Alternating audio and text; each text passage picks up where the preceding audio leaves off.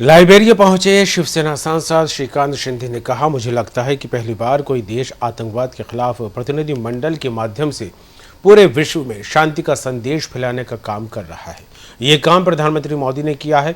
भारत आतंकवाद के खिलाफ 4 से 5 दशकों से लड़ता आ रहा है। आज भारत तकनीक और अन्य रूपों में एक महान शक्ति है। वहीं भाजपा सांसद बांसुरी स्वराज का कहना है, लाइबेरिया हमारा पुराना मित्र है। ये संयुक्त राष्ट्र सुरक्षा परिषद के अस्थायी सदस्य के लिए चुनाव लड़ेगा। मुझे लगता है कि DR कांगो और लाइबेरिया दोनों ही अस्थायी सदस्यों की सीटें जीतेंगे। एक अच्छे मित्र के रूप में लाइबेरिया आतंकवाद के खिलाफ वैश्विक लड़ाई में भारत के साथ खड़ा रहेगा।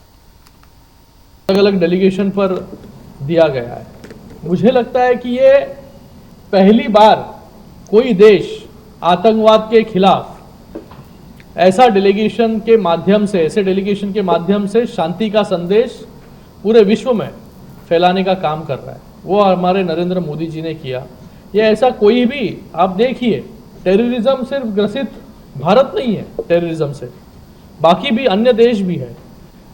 भारत इस टेररिज्म के खिलाफ गए 4-5 दशकों से लड़ता आ रहा है।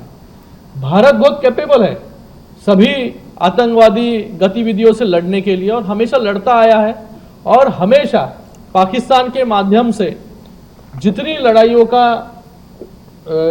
की इनिशिएटिव उन्होंने ली, उसमें पाकिस्तान को परास्त करने का काम भी भारत ने किया। जैसे मनन जी ने कहा, आज भारत टेक्नोलॉजी के रूप में और अन्य रूप में एक महाशक्ति है। आज हम चौथी बड़ी अर्थव्यवस्था बन चुके हैं, आने वाले समय में तीसरी बड़ी अर्थव्यवस्था बन जाएंगे।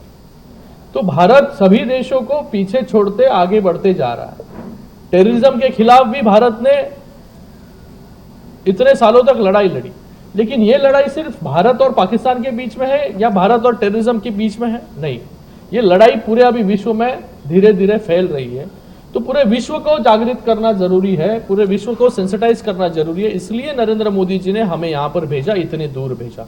आज वेस्ट अफ्रीका के इन देशों को, कई लोग तो इन देशों को जानते भी नहीं थे, नाम भी नहीं सुना था। सियरा लियोन कहां है, DR कांगो कहां है, और ये लाइबेरिया कहां है।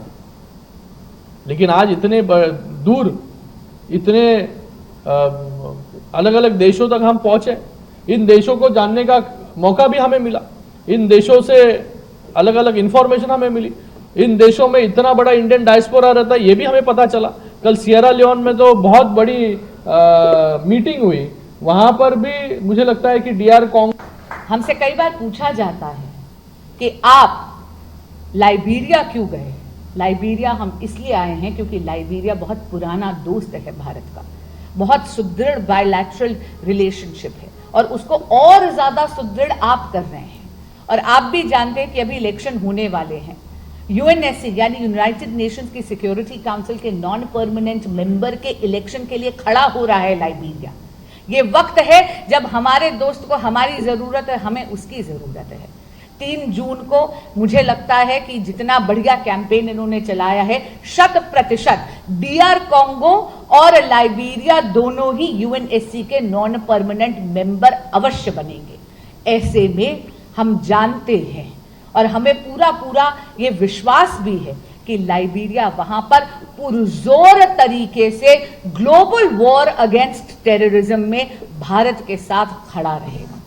अगर हम आज का समीकरण देखें तो जो 4 देश हमने कवर करे हैं, उसके अंदर सियरा लियोन अभी ऑलरेडी UNSC का नॉन परमानेंट मेंबर अभी है।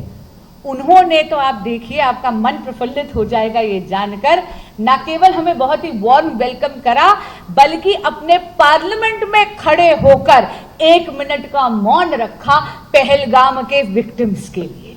उनकी सरकार ने केवल कंडोलेंसेस ही नहीं, कॉन्डमनेशन भी भेजा है। लाइबेरिया उन देशों में से सर्वप्रथम था जिसने हमें कॉन्डोलेंसेस के साथ इस बारबेरिक अटैक की कड़ी निंदा करी और भारत के साथ खड़ा है।